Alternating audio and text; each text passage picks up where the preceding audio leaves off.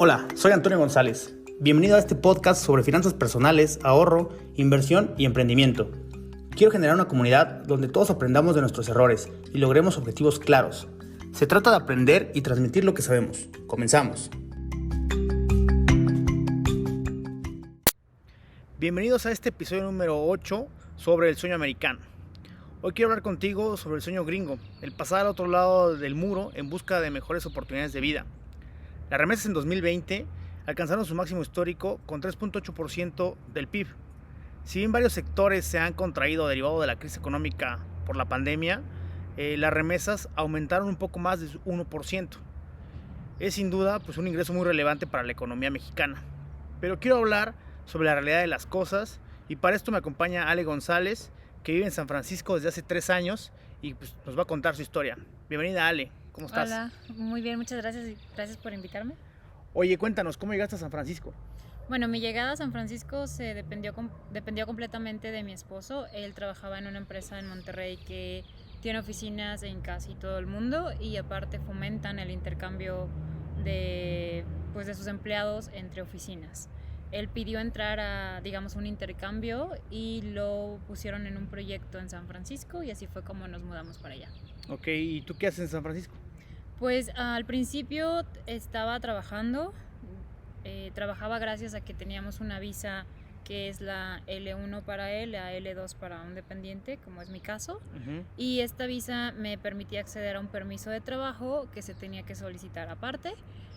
Y pues así es como podía trabajar. Así que trabajé por un tiempo como barista en un café y después como asistente administrativa en una oficina de migración. Pero el año pasado tuvimos que hacer un cambio de visa y la nueva visa que tenemos ahorita a los dependientes ya no los deja trabajar. Te da permiso de seguir viviendo ahí con ellos y estudiar, pero hasta ahí. ¿Y por qué cambiaste de visa? Bueno, esto fue porque mi esposo, como te comentaba, estaba en un proyecto allá en San Francisco, pero está subcontratado por un tercero. Este tercero ya no renovó el proyecto y entonces mi esposo tenía 2 opciones. Una era regresar a la oficina de Monterrey y la segunda era buscar un proyecto. Para eso tenía 1 mes y la única opción viable era mudarnos a Minnesota, pero también iba a ser un recorte en su salario porque pues Minnesota no es tan caro como San Francisco. Ok, y entonces digamos que ese cambio a ustedes también les iba a afectar económicamente. Sí, bastante. De por sí el salario, las condiciones con las que él iba no eran las mejores si lo comparabas con una persona que tenía el mismo rango, el mismo nivel de estudios y conocimientos. Él estaba como a un 50% del salario. Ok, entonces en este tema de visas, la visa actual no te permite trabajar. No. ¿Estás tramitando algún otro tipo de visa? Por ahora no. Lamentablemente con esta visa no podemos acceder a, por ejemplo, a la Green Card. Tendríamos que pedir otro tipo de visa, que es lo que queramos hacer este año. Y una vez que ya consigamos esta nueva visa, podríamos aplicar por la Green Card y entonces sería cuando yo ya pueda acceder nuevamente a un permiso de trabajo. Oye, pues entonces la parte, digamos, legal, de trabajo legal en Estados Unidos está bastante complicado, ¿no?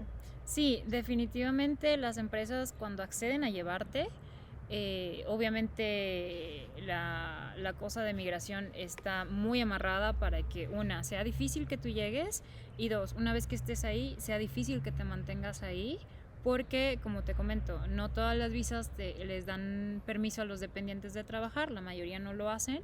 Entonces imagínate llevar una familia de, no sé, esposo, esposa y 1 o 2 hijos, está muy muy complicado con un solo salario. Oye, justo sobre eso, sobre los salarios, digo, ya poniéndolo en esa perspectiva, yo últimamente he estado platicando sobre el costo de vida. Ajá. Y esto, déjame contártelo muy rápido, lo ejemplifico en 4 factores, ¿no? El costo de vida en esencia es lo necesario para vivir. Y estos 4 factores son la alimentación, el techo, la salud y la vestimenta, ¿no? Uh-huh. Sobre esos 4 factores, ¿cuánto aproximadamente tú gastas al mes en ellos?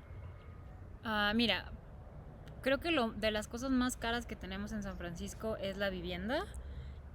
Nosotros vivimos en un departamento que es pequeño, es un estudio, en una zona que es relativamente barata. para estar en San Francisco, porque vivimos en la ciudad y gastamos unos $2,000 al mes, más o menos. Okay. Eso sería en techo. Si hablamos de salud, nosotros somos lo suficientemente afortunados para contar con un seguro médico y bueno, esto nos ayuda a que solamente pagamos un deducible y por ejemplo una consulta general más o menos son $50 en nuestro caso. Una visita de emergencia sería unos $150, si vas con un especialista serían 50 y aparte pues tenemos que sumar medicamentos porque eso no los incluyen, o sea como unos $150 mensuales. Ok. De comida, bueno, ahí está un poco también de las cosas en donde más gastamos y yo le calcularía unos $1,000 mensuales y eso creo que sí es importante aclarar, somos una pareja que intenta gastar lo menos posible y eso quiere decir que cocinamos en casa, la mayor parte de las comidas son hechas en casa y de vez en cuando llegamos a salir, pero no es algo que hagamos comúnmente o frecuentemente, entonces igual $1,000 más o menos.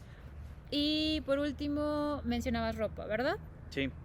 Si lo intento hacer mensualmente, yo diría que gastamos unos $50, porque eso es algo que nos gusta de allá, que aunque en San Francisco sí puede ser caro comprar ropa, hay lugares que no están tan lejos que podríamos, no sé, tomar el metro y llegar como en unos 40 minutos y llegamos a los outlets en donde podemos conseguir ofertas de ropa buena, de marca, pero un poco más barata. Ok, entonces recapitulando, de vivienda serían $2,000, ¿no? Uh-huh. De salud, $150, ahí van 2,150. De comida, otros $1,000, Uh-huh. 3,150. Y te falta el vestido, la ropa, $50, $3,200 aproximadamente. Más o menos. Ok, y digamos en un salario promedio de una persona profesionista en Estados Unidos, ¿cuánto gana al mes? Yo calculo que estarían como en unos $6,000, esto es antes de impuestos. Ok, ¿y después de impuestos? Pues como unos 4,500 más o menos. Sí, porque al final de cuentas todos los impuestos pues nunca vas a ver ese dinero, ¿no? O sea, es un dinero que te retienen. Entonces estamos hablando que un profesionista ganaría $4,500 al mes y gastaría, digo, como gastas tú, de una forma muy limitada, 3,200. Estás gastando aproximadamente el 70% de tu ingreso, es tu costo de vida, no es lo que te cuesta vivir en Estados Unidos. Oye, y digo, nada más para ponerlo como en contexto, tú también ya estuviste algunos años en Monterrey, ahí ¿cómo gastabas? Bueno, ahí es completamente diferente. Una cosa es que los dos trabajábamos, por lo tanto nuestro ingreso era mucho mayor. De renta estábamos gastando unos $8,000 y era un departamento de 2 habitaciones que tenía cochera, cosa que ahorita no tenemos, entonces serían como unos $8,000 de renta.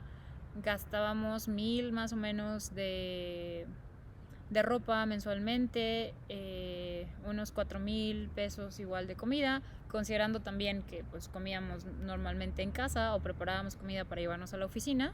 Y yo creo que de gastos médicos igual unos $1,000 mensuales. Ok, entonces serían 8,000 de vivienda, 1,000 de ropa, van 9,000, 4,000 de comida, 13,000, y otros 1,000 digamos de salud. 14,000. Uh-huh. Digamos que estos gastos, o sea, ya exceden un salario promedio de una persona en general, un profesionista en el país, que ha de ganar como 11,000 pesos. Pero bueno, con tus ingresos que sumaban a los de tu esposo, ¿cómo qué porcentaje representaba de tu costo de vida, de tus ingresos? Yo creo que estaba entre el 30, 40 y ya me fui muy alto. Yo creo que sí era más como el 30%, que es básicamente lo que ahora nos queda como ahorro, porque estamos gastando el 60%. Ok, sí. ¿Y si te has dado cuenta de esta diferencia, de que en Estados Unidos tu costo de vida es más caro? Sí, definitivamente. De hecho, esta era una de las razones por las cuales estábamos empezando a considerar que si no logramos conseguir la Green Card rápido, tal vez era hora de regresar. Lo habíamos platicado este año, el año pasado, en el 2020, pero empezó la pandemia, empezamos a darnos cuenta que si a Estados Unidos le estaba pegando bastante fuerte económicamente todo este problema de salud, a México le iba a pegar mucho peor. Supimos de algunos amigos que o perdieron el trabajo o les estaban recortando el salario, pues para de alguna forma mantenerlos ahí, y pensamos que iba a ser demasiado complicado poder regresar a México, los dos sin trabajo y a buscar. Creo que no, definitivamente no era el contexto para hacerlo, y por eso seguimos en Estados Unidos y estamos intentando pues conseguir la green card, pero es algo que no tenemos 100% seguro. Oye, pero ya entonces hablando en salarios, y digo, considerando que nada más trabaja tu esposo y que es profesionista y que le va mejor que al promedio de un profesionista en Estados Unidos, obviamente pues el salario está muy limitado. Vamos a ponerlo en perspectiva, ¿no? Donde están, por ejemplo, todas las personas que trabajan de forma ilegal. ¿Cómo cuánto crees que ellos ganen al mes en dólares? Mira, por ejemplo, cuando yo estuve en el café, yo ganaba el salario mínimo, legalmente obviamente, son $15, lo cual serían como unos $4,000, $5,000 mensuales. Yo creo que a ellos, por el hecho de ser ilegales, no les van a pagar los $15, les van a pagar seguramente 10. Lo que a ellos les ayuda a veces son las propinas. Pero, por ejemplo, yo conocí a algunos paisanos mexicanos allá que estaban de ilegales y que trabajaban como lavatrastes o de ayudantes de cocina. Y yo sabía que algunos de ellos tenían 2 o 3 trabajos y además vivían en departamentos con unas 10 personas para poder aminorar ese costo y todavía ser capaces de mantener y mandar dinero para acá. Pero definitivamente ellos sí se las ven muy, muy, muy duras. O sea, que como tal de ir por el sueño gringo, o sea, sí implica que tu costo de vida va a ser muchísimo más caro respecto a tus ingresos potenciales en Estados Unidos, y que eso pues de alguna forma lo vas a tener que sacrificar, no sé, en el hacinamiento que tú comentas o también en la comida. Me imagino que también en la parte de salud pues tienen mayores riesgos, no creo que tengan seguros médicos, ¿no? No, de hecho, los costos que yo te comentaba de salud son gracias a que nosotros tenemos un seguro de salud por el trabajo. Pero si no, una vez mi esposo tuvo que ir a emergencias por un problema que la verdad ni siquiera meritaba ir para allá, pero lo mandaron. Y llegamos a ver la cuenta y eran unos $2,000, de los cuales terminamos pagando 150. Estás hablando de que si a nosotros nos iba a doler sacar los 1,000 o $1,500, imagínate ellos de eso viven, es ya no completar la renta o no poder mandar dinero para acá o tal vez quedarse uno o varios días sin comer. Sí, es muy complicado. Y entonces, digo, ya ahora que estás viendo esto del costo de vida, digo, en esta plática, ¿qué piensas o qué le podrías recomendar a las personas que hasta el día de hoy creen que hay mejores posibilidades en Estados Unidos? Yo creo que igual en todos lugares es cuestión de que le eches ganas, es cuestión de que conozcas gente y conozcas la gente correcta. Definitivamente sí tenemos una idea muy errónea de que cuando te vas a Estados Unidos por el simple hecho de pisar en Estados Unidos ya vas a hacerla. Creo que siempre seguimos pensando en el dólar está en tanto y aquí me alcanzaría para tanto, pero no nos detenemos a considerar, sí, el dólar aquí te va a rendir, pero no vas a estar acá, vas a estar allá, vas a gastar en dólares y sí es bastante difícil y sobre todo cuestan muchos años. Yo creo que los primeros 5 o 10 años son de vivir muy limitado y también depende de la situación, de cómo vas legalmente o no. Si vas ilegalmente todavía es mucho peor, pero sí te va a costar muchos años conseguir algo y yo creo que al final de cuentas sería más o menos lo que aquí te puede costar conseguir igual mejorar tu estilo de vida. Yo creo que acabas de comentar algo bastante importante y eso de cierta forma te da un diferencial en las oportunidades que llegues a tener, y es la red de contactos que tengas, ¿no? No es lo mismo llegar a una ciudad, a otro país y no conocer a nadie y por tu profesión empiezas a hacer las cosas, que venga rodeado de todo un networking, de todo un conjunto de familias que tienen empresas que hacen ahí conexiones profesionales que te pueden dar un impulso. Y pues, o sea, no sé si esto sea lamentable o si sea ventajoso, pero es la realidad. te va a ir mejor en la vida, en tu profesión o en tu empresa, conforme a más personas conozcas que te puedan ayudar, ¿no? Sí, definitivamente. Eso es igual allá. Incluso te das cuenta porque allá quienes terminan siendo contratados son personas que ya sea que si tú trabajas en la empresa lo refieres o es amigo de alguien que está contratando y lo conoce. Hasta cierto punto es porque tal vez ya saben que puede ser una persona que sí va a ser honesta o que sí va a trabajar o que viene de tal o cual escuela y que pues hasta cierto punto eso pues les da un plus y les dice que sí saben o por lo menos aprendieron Sí, un tema algo. de confianza. Uh-huh. Sí, yo lo he comentado en el podcast, creo que, y lo he dicho abiertamente, todos los empleos que yo he conseguido han sido gracias a las personas que he conocido, y muchos los he conocido desde que éramos chavitos. Entonces, pues tampoco es una realidad que se trate de tú le echas más ganas y te va a ir mejor. O sea, sí puede ser, pero va a ser muchísimo más difícil que si le echas ganas y conoces a las personas indicadas, ¿no? Sí. Eso pues también es muy importante, pues las relaciones sociales que vayas haciendo y construyendo a lo largo de tu vida. Sí, es correcto. Muy bien, ¿algún último comentario que quieras hacer? Pues he estado escuchando algunos de tus podcasts y me he dado cuenta que una de las cosas que tú hablas es como cómo vivir con menos y creo que sí es algo importante esto que te voy a comentar y es que cuando nosotros vivíamos en Monterrey, a pesar de que teníamos un salario mayor y gastábamos relativamente menos de lo que gastamos ahora, nunca logramos ahorrar como algo considerable, digamos. Creo que se nos iba de las manos el dinero más fácil que ahora, que estamos un poco más limitados, que por ejemplo en mi caso creo que soy un poco más consciente de que tengo que ahorrar ya que solamente hay uno en la casa produciendo. Y creo que definitivamente no solamente es aprender a ahorrar porque estás en la necesidad, pero también creo que valoras diferente las cosas. Y por ejemplo ahora yo me doy cuenta que tal vez no necesito un carro porque no es algo indispensable, que puedo vivir sin él perfectamente y que no afecta mi bienestar. En cambio, en México, cuando estaba viviendo acá, sí lo consideraba como necesito tener un carro tal vez del año, aunque eso va a ser un gasto y no una inversión. Y ahora sí es como que considero mucho mejor mis opciones antes de decidir gastarlo.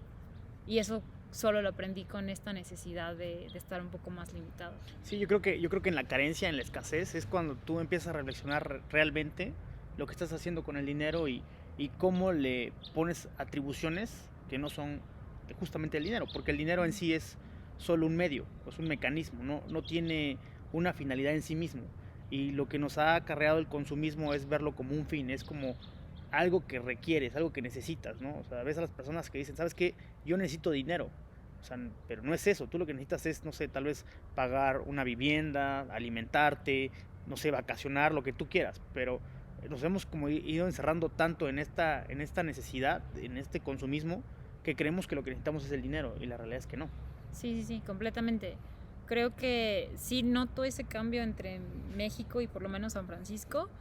Si bien en San Francisco es una de las ciudades donde hay gente con mucho dinero, millonarios, veo que tienen un estilo de vida mucho más relajado, como que ellos no necesitan mostrarlo para tenerlo. Sí, la presión social. Sí, ella está mucho más relajado, ahí no veo que necesites traer la bolsa de diseñador nueva, pero tienen un mejor estilo de vida, definitivamente. Creo que ellos aprendieron a vivir con menos. También pues se basa en la escasez. Allá hay escasez de tierra y por lo tanto vives en espacios más pequeños, pero creo que no solamente lo aceptaron, sino que abrazaron esa idea y la mejoraron y la tomaron como parte de su estilo de vida y se me hace muy, muy padre eso. Sí, pues al final de cuentas la forma en cómo tú puedes acumular riqueza hacia el futuro es aprendiendo a vivir con menos y tampoco se trata así de los gastos hormiga y no gastarte en, no sé, en el café o lo que sea, sino más bien aprender a vivir con menos y calcular muy bien tu costo de vida, tener muy claro qué porcentaje representa tu costo de vida del total de tus ingresos y la meta es llegar a un 20%, que ahí pues prácticamente eso te va a dar a ti libertad hacia adelante, ¿no? Poder disfrutar más la vida sin esta angustia o necesidad de tener que producir para pagar deudas, ¿no? Sí. Muy bien, pues muchas gracias por tu tiempo No, y gracias a nos ti. escuchamos en la próxima. Saludos. Hasta luego.